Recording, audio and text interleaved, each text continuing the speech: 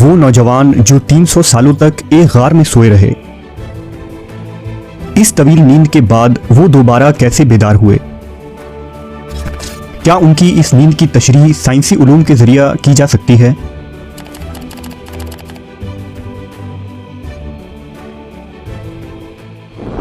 ये वाक़या उस ज़माने का है जब ईसा अलैहिस्सलाम के बाद अहले इंजील बुत परस्ती में मुब्तला हो चुके थे। रोम की ईसाई हुकूमत भी मुख्तलिफ बुतों की पूजा किया करती थी और दूसरों को भी इस अमल पर मजबूर किया करते। उस दौर में दकियानूस नामी एक बादशाह की हुकूमत थी जो बड़ा जालिम था। जो कोई भी बुत परस्ती पर राजी ना होता वो उसे कत्ल कर डालता था। उस शहर में जिसका नाम अफसोस था, कुछ नौजवान रहा करते थे जो ईमान वाले और नेक लोग थे। जब दकियानूस को उनके ईमान का पता चला तो उन्हें दरबार में बुलाया और उन्हें मजबूर किया कि वो बुतों की पूजा करें, लेकिन उन्होंने शिर्क करने से इनकार कर दिया। बादशाह ने उनसे कहा कि मैं तुम्हें कुछ दिन की मोहलत देता हूँ, तुम अपने दीन से बाज आ जाओ वरना मैं तुम्हें कत्ल कर दूंगा। चूंकि वो बादशाह और उसके फौज से लड़ने की ताकत न रखते थे, लिहाजा वो रातों रात शहर छोड़कर भाग गए। शहर से निकलकर वो एक पहाड़ के करीब गार में जाकर छुप गए और वहीं सो गए। दकियानूस ने जब उन लोगों को तलाश करवाया तो मालूम हुआ कि ये लोग उस गार में मौजूद हैं। लिहाजा उसने हुक्म दिया कि गार को एक मजबूत दीवार से बंद कर दिया जाए ताकि ये लोग अंदर ही मर जाएं। अल्लाह की तरफ से ये मुआजिज़ा हुआ कि ये लोग गार के अंदर इसी हालत में सोते रहे और इस तरह 300 साल का अरसा गुजर गया, लेकिन ना उनके जिस्म खराब हुए, ना उनको मौत आई और ना ही वो नींद से बेदार हुए। अब 300 सालों बाद दकियानूस की हुकूमत का खात्मा हो चुका था। कई बादशाह और हुकूमतें आईं और चली गईं, यहाँ तक कि रोमी सल्तनत ने भी ईसाईयत इख्तियार कर ली। उसी ज़माने में बेदरूस नामी बादशाह की हुकूमत थी जो एक नेक दिल और इंसाफ पसंद बादशाह था। लेकिन रोम के लोग एक फितने में पड़ चुके थे। दरअसल वो मौत के बाद दोबारा जिंदा होने पर यकीन न रखते थे।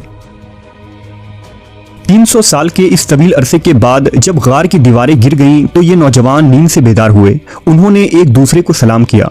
उन्होंने एक दूसरे से कहा कि शायद हम यहाँ एक दिन या इससे कुछ कम मुद्दत सोए रहे। उन्हें शदीद भूख लगी थी, लिहाजा उन्होंने अपने एक साथी जिसका नाम यमलेखा था उसे बाजार भेजा ताकि वो उनके लिए खाना लाएं। यमलेखा अपने ज़माने के सिक्के को लेकर शहर में आए और बाजार में मौजूद एक दुकानदार को दिया ताकि कुछ नान खरीदे। लेकिन जब दुकानदार ने सिक्के को देखा तो उसे शक हुआ कि शायद इस शख्स को कोई पुराना खजाना मिल गया है। लिहाजा उसने यमलेखा को बादशाह के सिपाहियों के हाथ पकड़वा दिया। सिपाहियों ने जब यमलेखा से खजाने के मुतालिक पूछा तो उन्होंने बताया कि यह मेरा ही सिक्का है।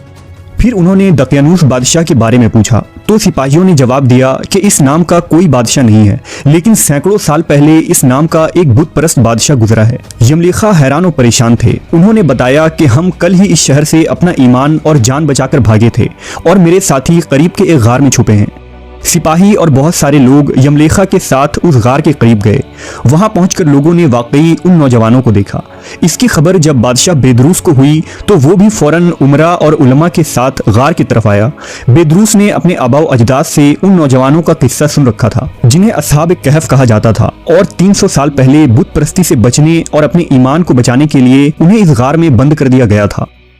बेदरूस ने जब उन्हें देखा तो सजदे में गिर पड़ा और अल्लाह का शुक्र अदा किया कि लोगों के लिए ऐसी निशानी जाहिर फरमाई कि अब इंसानों को मौत के बाद दोबारा जिंदा होने का यकीन जरूर आ जाएगा।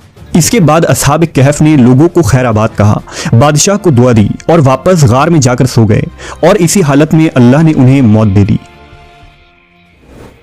बिलाशुबा अस्हाब कहफ का इतनी लंबी मुद्दत तक गार में सोए रहना अल्लाह की तरफ से एक मुआजिज़ा था। लेकिन सवाल यह उठता है कि इंसान 300 सालों तक कैसे सोकर जिंदा रह सकता है और इस दौरान उनका जिस्म कैसे महफूज रहा। लेकिन जदीद साइंस की नई तहकीक और दरियाफ्त अस्हाब कहफ के इस वाक़े की सदाकत करती है और हैरान कर देने वाली तशरीह बयान करती है।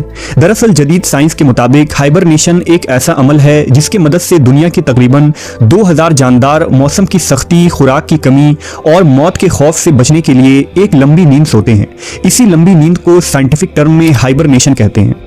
हाइबरनेशन के इस अमल में दिल की धड़कन 95% आहिस्ता हो जाती है, सांस सेकंड के बजाय मिनट में चलती है और जिस्म का दर्जा हरारत ठंडा होकर कम हो जाता है। हाइबरनेशन में जानदार अपने जिस्म की ग़िज़ाई ज़रूरत पूरा करने के लिए जिस्म में मौजूद चर्बी और मसल से हासिल करते हैं, यानी इस दौरान किसी जिंदा जानदार का मेटाबॉलिज्म इंतहाई सुस्त हो जाता है।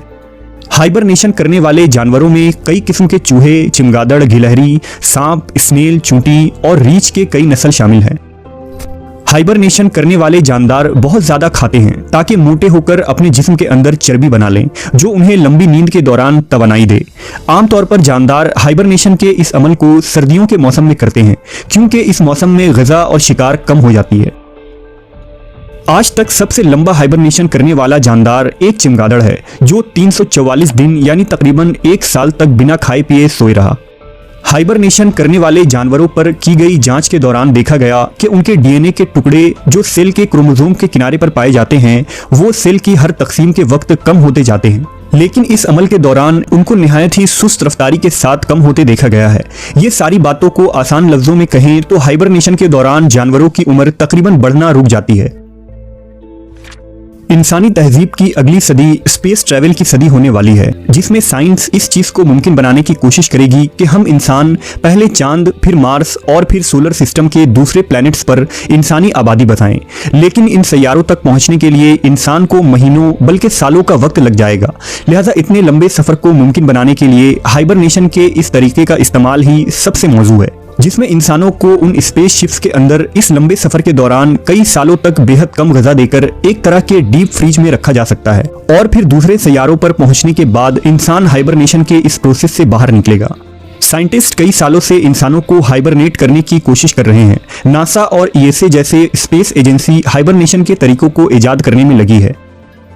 अगर सूरह कहफ के उन आयात पर गौर करें जो असहाब कहफ के इस तवील नींद के मुतालिक बताती है, तो उनके मुताबिक हमने गार में कई सालों तक उनके कानों पर नींद का पर्दा डाले रखा, और जब सूरज निकले तो तुम देखो कि वो उनके गार के दाहिनी तरफ सिमट जाए, और जब गुरूब हो तो बाएं तरफ कतरा जाए। ये खुदा की निशानियों में से है, और हम उनको दाएं और बाएं करवट बदलवाते थे। अगर तुम उनको झांक कर देखते तो पीठ फेर कर भाग जाते और दहशत में आ जाते। इन आयात के मुताबिक अल्लाह ने असहाब कहफ के कानों पर नींद का पर्दा डाल दिया था, जो हमारे अंदरूनी कानों की तरफ इशारा कर रही है। ये कान का वो हिस्सा होता है जो सोते वक्त इंसान को किसी आवाज पर चौंक कर दिमाग को सिग्नल भेजता है और दिमाग हमें जगा देती है। मगर असहाब कहफ के मामले में अल्लाह ने इस हिस्से को बंद कर दिया था। इन आयात के मुताबिक सूरज की रोशनी गार के अंदर न पड़ती थी और वो कतरा कर निकल जाती थी। दरअसल सूरज की रोशनी इंसानी जिल्द पर पड़ने से रेडिकल मॉलिक्यूल में इजाफा करती है, जिससे इंसान की उम्र बढ़ने लगती है। यानी गार पूरे 300 सालों तक ठंडी रही और सूरज की शुआएं उनके जिस्म पर न पड़ा। साइंस के मुताबिक अगर कोई शख्स लंबे अरसे तक करवट न बदले तो खून के सर्कुलेशन रुकने की वजह से जिस्म पर जख्म और तरह तरह की बीमारियां हो सकती हैं, जिसे प्रेशर अल्सर कहते हैं। लेकिन कुरान मजीद के मुताबिक अल्लाह की कुदरत से असहाब कहफ की करवट बाकायदा बदलाई जाती रही, लिहाजा वो इस बीमारी से महफूज रहे।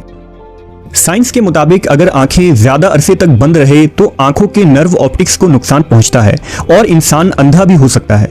लिहाजा लंबे अरसे तक सोने के लिए आंखों का वक्फे वक्फे से झपकते रहना जरूरी है, ताकि नजर जाए होने से बचा रहे। कुरान मजीद के मुताबिक तुम अगर उन्हें देखो तो समझो कि वो जाग रहे हैं, यानी आंखें झपक रही हैं, हालांकि वो सो रहे हैं। यानी अल्लाह की कुदरत से असहाब कहफ इस तवील नींद के दौरान आंखें झपकाते रहे और इस तरह उनकी आंखें अंधी होने से महफूज हो गई। जदीद साइंस के हाइबरनेशन पर आज ये वो तहकीक हैं जो असहाब कहफ के वाक़े पर पूरी उतरती नजर आती है। इन तमाम बातों से ये वाज़ेह हो जाता है कि ऐसी तवील नींद के बाद बेदारी और मौत के बाद की जिंदगी में किसी को भी कोई शुबा नहीं होनी चाहिए।